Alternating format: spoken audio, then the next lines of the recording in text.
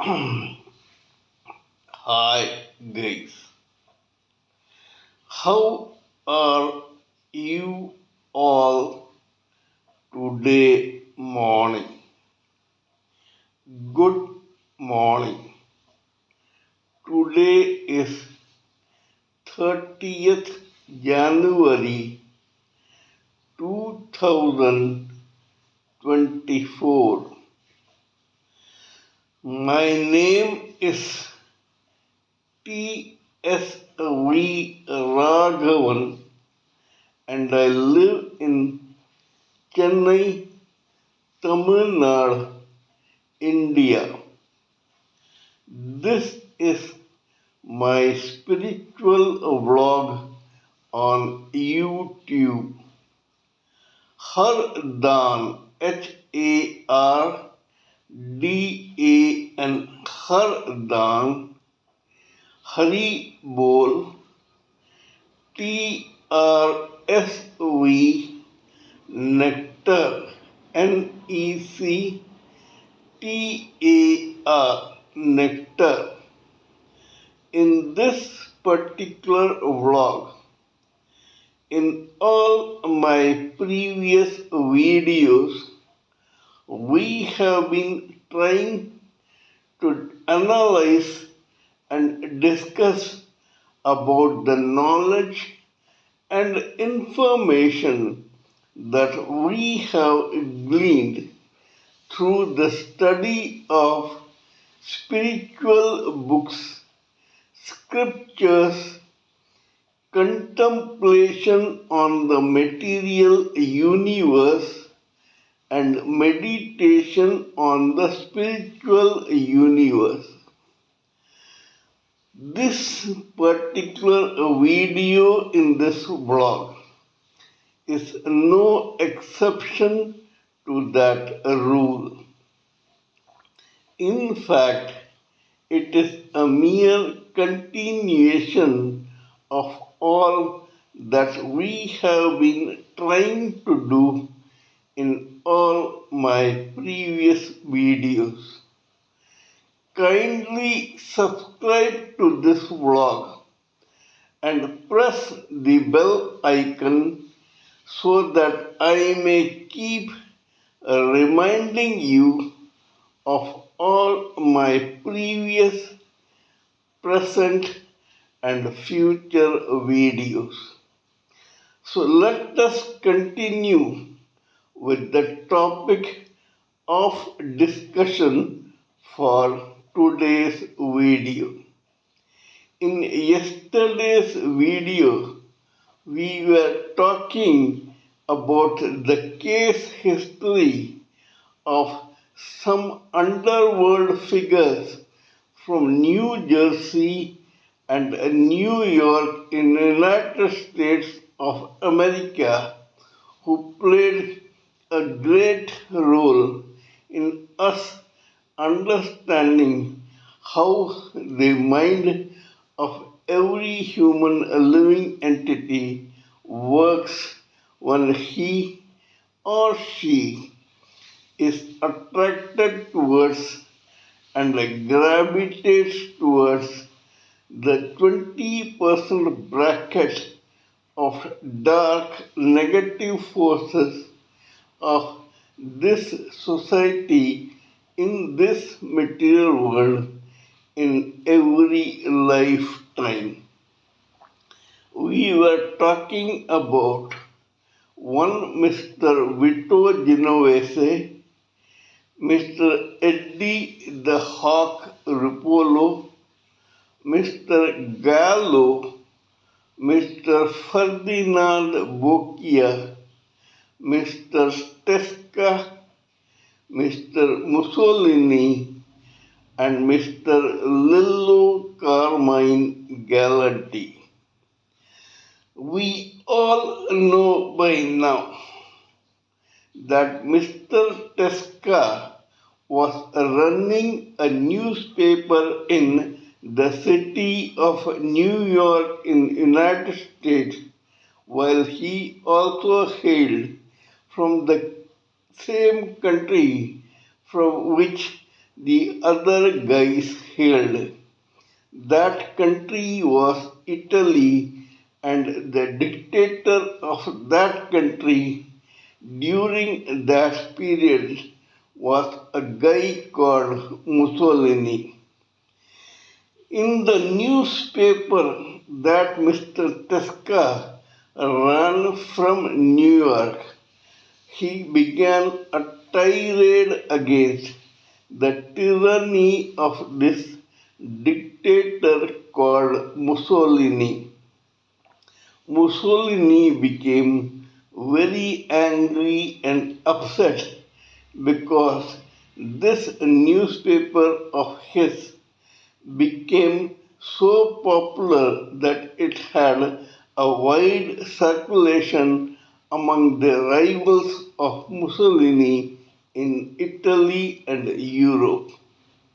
Mussolini befriended the same Vito Genovese, who was a genuine gangster from the New Jersey underworld and who offered to bail Mussolini out of the situation by getting rid of that Tesca. Mussolini, the evil, devilish person that he was, readily agreed. This Vito Genovese, who was an underboss of the Luciano family in the crime-ridden underworld of New Jersey and New York, hired a psychopathic young killer called Lillo Carmine Galante and ordered that guy to kill Tesca. This Galante one day shot Tesca in the chest in New York. Tesca was dead, and the government was baffled as to who had killed Tesca and why. Mussolini was very happy. Here we will again take a detour. We get a very good idea of how the mind of every human living entity operates when he or she gravitates towards the dark negative forces. Mussolini, Vito Genovese, and Lello Carmine Galante belonged to that category. They were extremely unscrupulous, lacked total conscience, were very courageous in a negative way, deadly, murderous, violent, and they lacked empathy absolutely. Without understanding or realizing how much the family of such a noble man like Tesca will lose because of this murder, and how much the public of Italy will miss when he is dead. This Lillo Carmine Galante, under the orders of the same Vito Genovese who was trying to please the dictator Mussolini, killed Tesca in cold blood. Now we will take another detour. We will continue with the case history about Vito Genovese. We will have a very good idea of how a negative a mind can think. This Vito Genovese had one cousin. This cousin's name was Anna Petrillo. Anna Petrillo was married to a young man called Gerard Vernotico. So Anna Petrillo Vernotico became the complete name of this beautiful young girl. This girl was as nice as all who belong to the 75% vegetative category of the society. This lady was apparently guileless. So was her husband Gerard Vernotico. But Vito Genovese was very evil despite the fact that he was a cousin of this Anna Petrillo Vernotico. One day, during a family gathering, this Vito Genovese saw Anna Petrillo Vernotico. He was completely besotted by the looks and grace of Anna Petrillo Vernotico. He fell head over in head over heels in love with this pretty lady. Being Vito Genovese, a person who worshipped negativity, this Vito Genovese was careless enough to think that this girl should be his possession. Vito Genovese came to realize that this girl was already married to that gentleman called Gerard Vernotico. Vito Genovese was 27 and a widower already. He had lost his first wife. When Vito Genovese found that there was a hurdle in the case of Anna becoming his because she was already married to this Gerard Vernotico, he ordered his own accomplices or sidekicks to do something about this. One afternoon, when Gerard Vernotico was standing innocently on his terrace of his building, two accomplices of Vito Genovese went there and garroted or strangled Gerard Vernotico to death. Thus they made Anna Petrillo Vernotico a newly wed widow. While they were killing Gerard Vernotico, one of the killers spotted a neighbor who was watching all this macabre event. They went and strangled even that poor fellow to death. After a few days, when the funeral of Gerard Vernotico was over, the same cold-blooded, negative Vito Genovese carelessly proposed to Anna Petrillo Vernotico that he is ready to marry her. Initially, Anna was completely infatuated, more so because she saw a savior and not a cold-blooded murderer in Vito Genovese.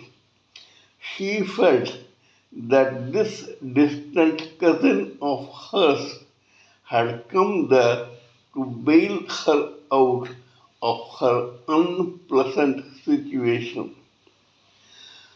These two got married and Vito Genovese settled for a comfortable and peaceful life with this Anna.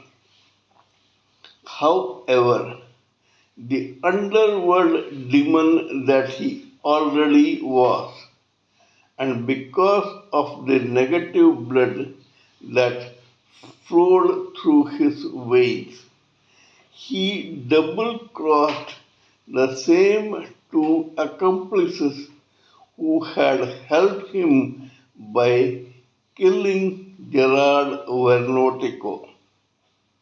When this happened, those two guys got completely pissed off. They were so callous themselves that they went to Anna and told her in no uncertain terms that she became a widow and Gerard Vernotico lost his life because the same Vito Genovese who she thought as a savior wanted this. In other words, this Vito Genovese had engineered the murder of Gerard Vernotico so that he could marry his lady love Anna Petillo Vernotico. Anna's infatuation, which had blinded her till now, cleared in an instant. All her infatuation and attraction for Vito Genovese turned into poison in an instant. Vito Genovese was already dealing in drugs, which was his main business. This Anna innocently was keeping a record of the storage of Vito Genovese's drugs. When this truth was revealed to her, she became so angry that she turned against Vito Genovese. It was during this time that Vito had to escape the police of New York and flee to Italy. This was in the early 30s of the 20th century. When Vito Genovese left for Italy, this same lady decided to wreak vengeance on Vito Genovese for killing her innocent ex-husband Gerard Vernotico.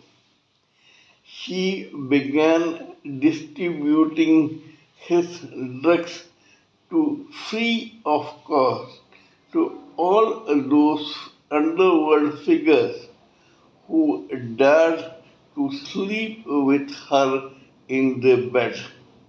In other words, she began hating Vito Genovese two ways. While this man squirmed in his shoes in Italy, his own wife became a promiscuous promiscuous lady who began sleeping with all his associates and underlings and began distributing his hard-earned drugs for free in exchange for these sexual favors.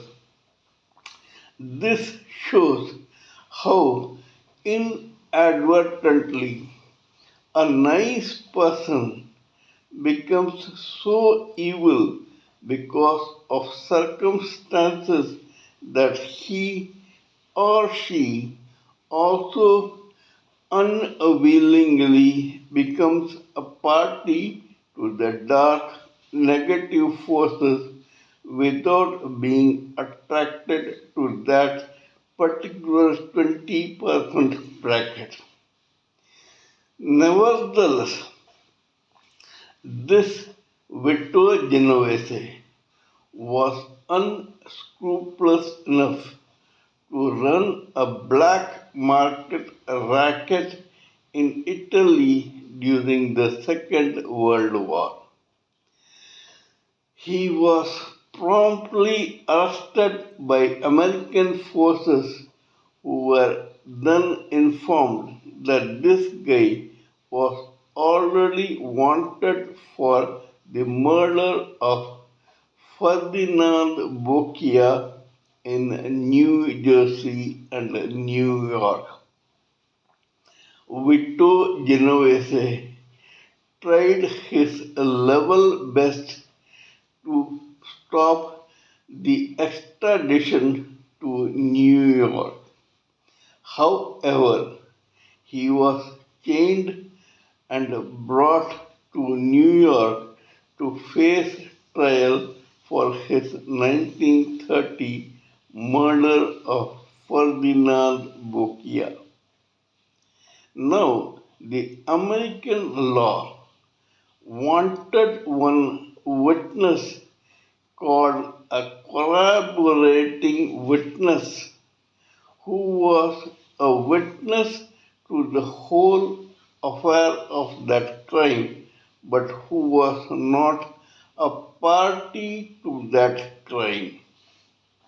Here, Vito Genovese, Gallo, and Eddie the Hawk Ripolo were already parties to that crime.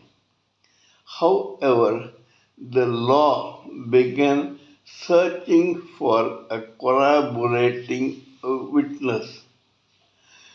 This happened to be one gentleman called Peter Latempa or Pete Latempa, who was a cigar store salesman. Pete Latempa also belonged to the fringe of the very underworld which he had hitherto worshipped. He was a witness to a conspiracy hatched by Vito Genovese, Eddie the Hawk Rupolo, and Gallo to bump off this Ferdinand Bocchia and to make that unfortunate man's body disappear without a trace. When the lawyers of the prosecution got in touch with this Pete Latempa, he agreed to become a corroborating witness, but he was extremely scared of Vito Genovese and the New York underworld. Hence, the government arrested this Pete Latempa and whisked him away to an undisclosed location to protect him so that he could appear in the court and testify against Vito Genovese. However, thanks to another mobster called Frank Costello, the underworld got wind of all these happenings. There was another mobster called Albert Anastasia, who was also a genuine underworld figure. These guys decided to help Vito Genovese during this unenviable and unpleasant period.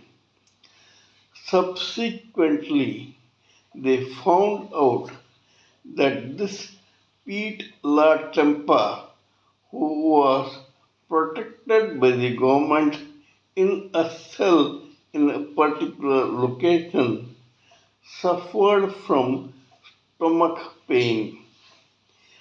To relieve himself of that pain, Pete La Tempa used to take one medicine or pill regularly.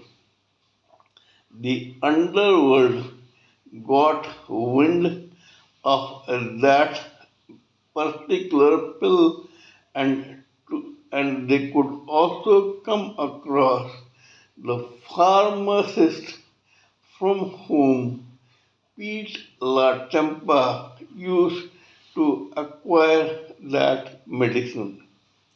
The underworld moved fast. This shows how long the arms of the underworld are.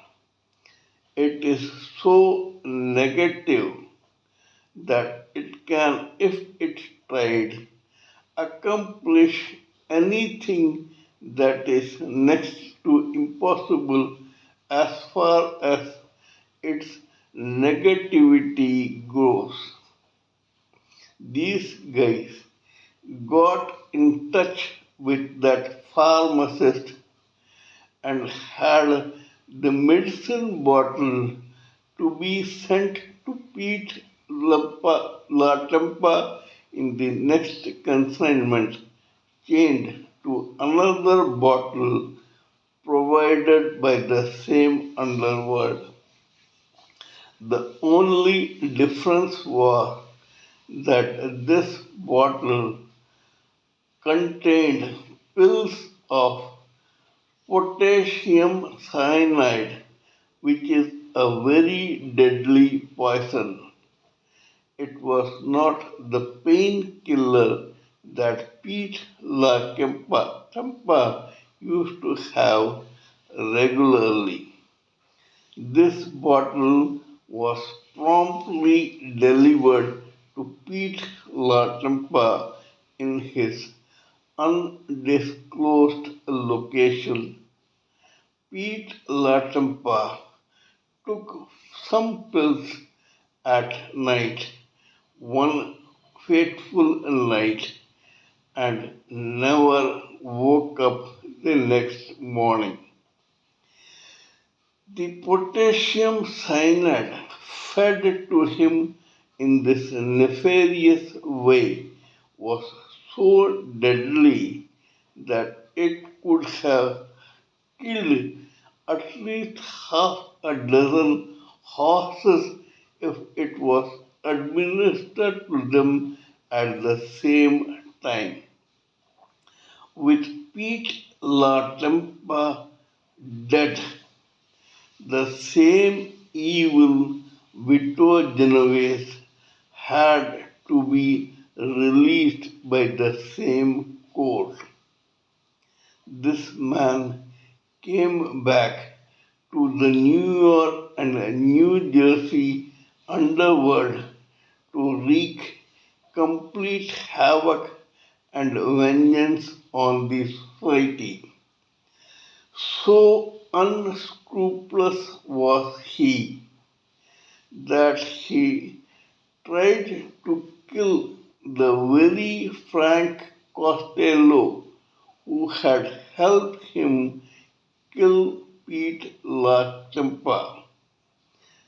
At the same time, he managed to kill the same Albert Anastasia who wanted him to be bailed of his unpleasant situation in 1957. We shall continue with our stories and case histories in my next video. This is all I wanted to talk about in this particular video.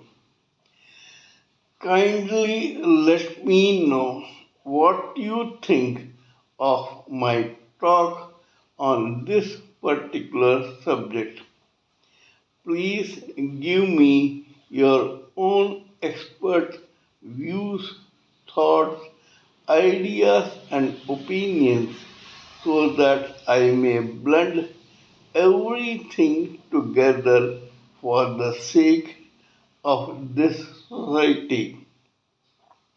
Before concluding, let me remind you that I am also a published author with Amazon Kindle and paperback. I write on spiritualism, fiction, and assorted subjects. Spiritualism happens to be my favorite subject. Till we meet in my next video, it is good morning from TSV Raghavan.